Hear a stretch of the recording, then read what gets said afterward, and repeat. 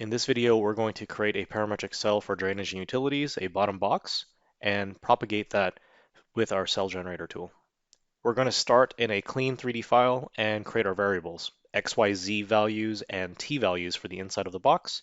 And we're going to create two expressions. This is entirely up to you, but we want to show that we want to expand and contract our cell via the center point top of this bottom vault. And we're going to use helper construction lines. These expressions, x divided by 2 and y divided by 2, are dependent upon our inputs in our different variations of x and y. So we're going to first create our helper lines.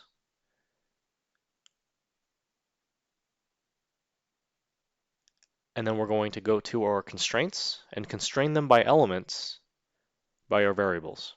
So here we're going to choose y divided by 2 and x divided by 2.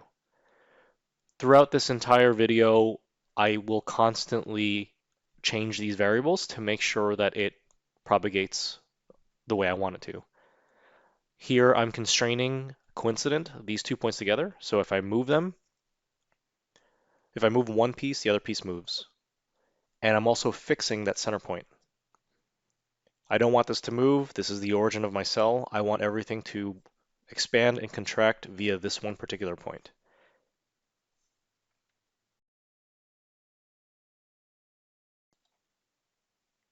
Now we're going to create a box out in space, doesn't matter where, and we're going to position it over our 0, 0 location.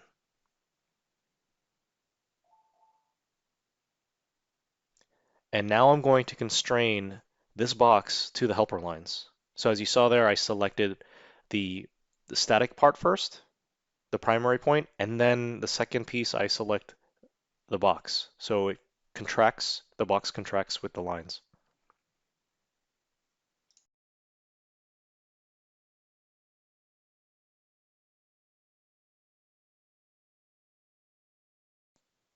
Now I'm going to extrude this rectangle by using our 3D modeling tools and extruding it, making sure that I choose the variable as the distance, that it is parametric, and I do want to keep original.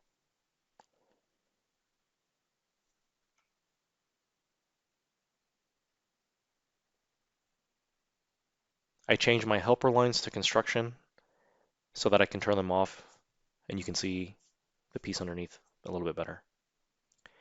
Next, I'm adding a shell thickness because I want this to have a thickness. We're defining our vault by the inside of this box as open space. And I chose a face that I do not want it to shell. So it's an open box, but it has a thickness on all the sides and the bottom.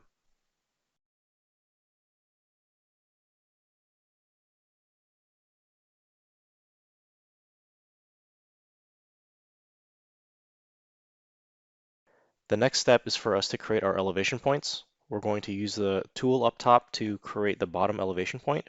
It should come in at -5 feet at the right line style, level, color, and weight. It should also be on construction class because that's how you normally build it. But for this tool, we need to make sure everything's on primary. So make sure that we're going to go and check construction levels turned on so we can see it, but then we're going to change it later. We're going to select 3D constraint and we want to select our inside of the cube. And we're going to constrain the bottom elevation point by clicking on it 3 times. Now this will only constrain it hopefully in the up and down direction. So we're going to change our Z values.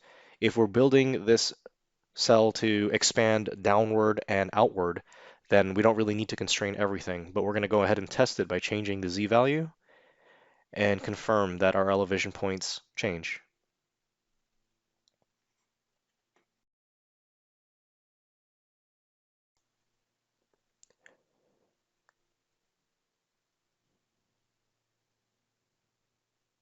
The next point we're going to do is the alignment point and line up top. It should show up at 0, 0.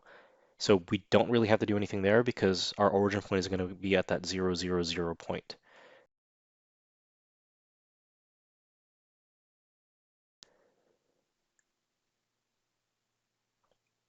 We can go ahead and look at the help guide to double check and make sure that our elevation points are on the correct line code or line style.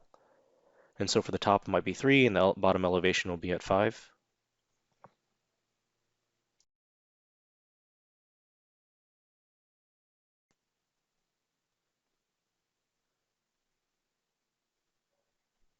Now we're going to go to top view, and we're going to create connection regions for a cube. Now this works if you have a cube. This can generate the shapes for you automatically. If you have 4 sides, you can hand draw these if you want, but we do want to constrain them.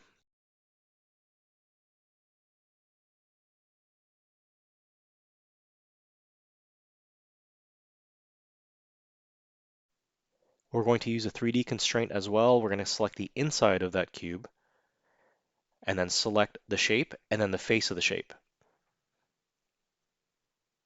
So the primary is going to be selected first. When the primary changes, the secondary will change. We're going to do it to all 4 sides. And notice how the original shapes here are thin slivers. If you want the connection regions to be hyper accurate to that center of that face of the bottom vault, then you want to keep this thin and small.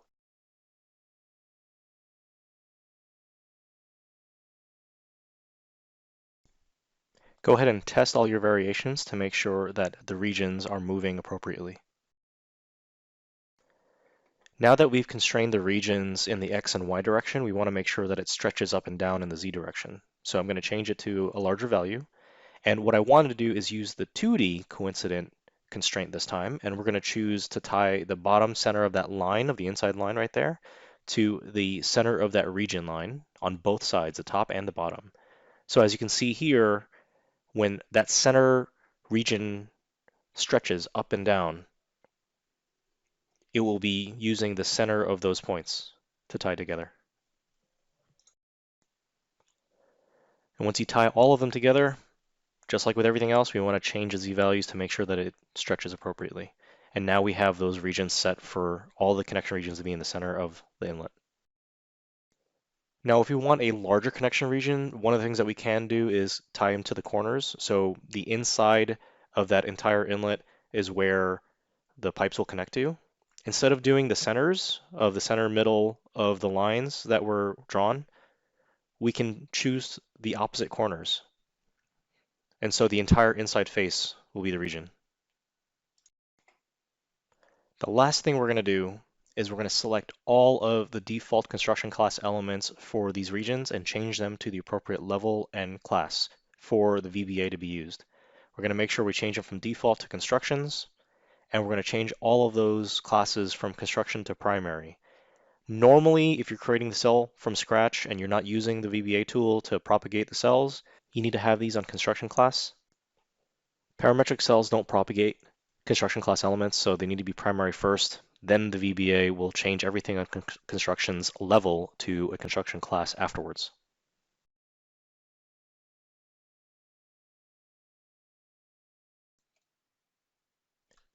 Now we're going to create our variations.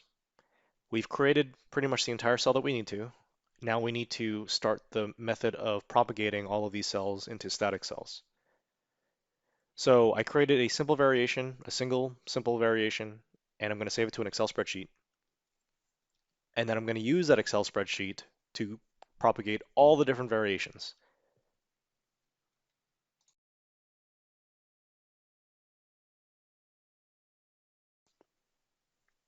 Here, I'm just going to create my variation names and copy it all down. And I'll just start changing the values. These would be representative inside of your detail sheet.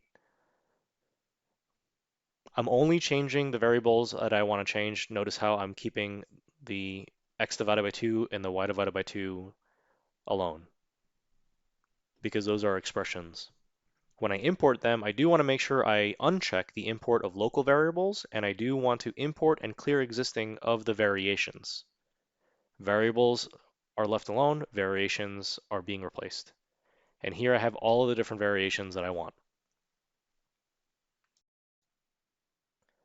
Now I need to select all of the intended pieces that are going to be on the construction class element to a constructions level. The VBA that the cell generator uses searches for all the constructions level and changes it from primary to construction after it's placed. This is because whenever a parametric cell is placed, it leaves behind all of the construction elements. Before I get out of the file or save it as a cell, I'm making sure that the model itself shows cell type parametric and can be placed as a cell. I'm going to rename it to any name. We're going to choose box V. And then we're going to save this file as a cell file inside of the workspace.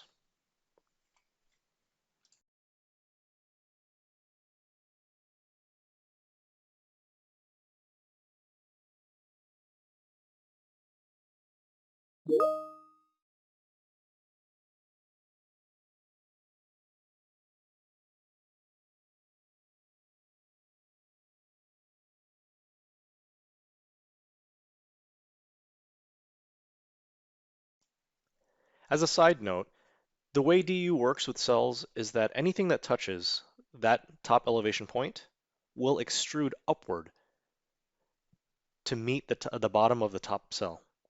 So of your grate or your manhole cover or something. It will extrude everything that's touching that plane.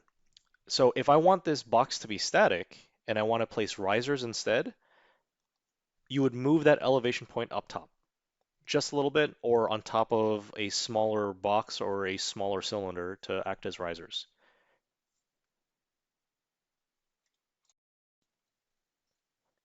Now we're going to open up our cell generator sample that came with the zip file. We're going to change our model names to whatever model name we want it to be.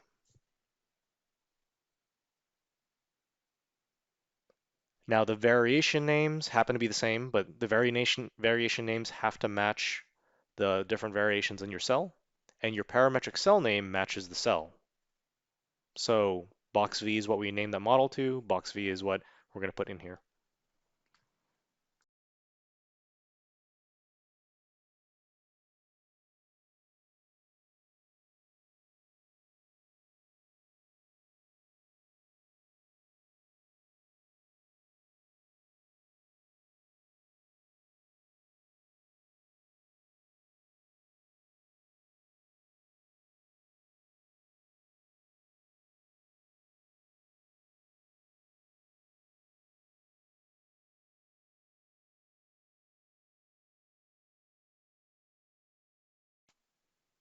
We're going to create a brand new file with our 3D seed.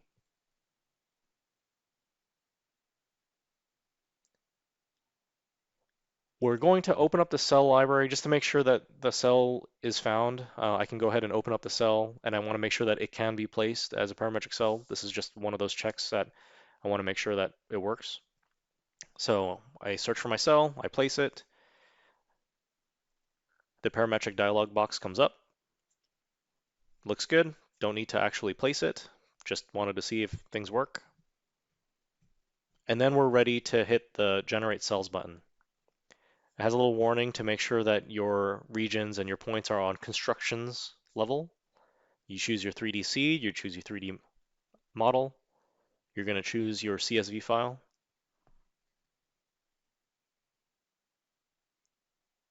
Ignore first line header. And now it's going to propagate all of the cells into different individual models.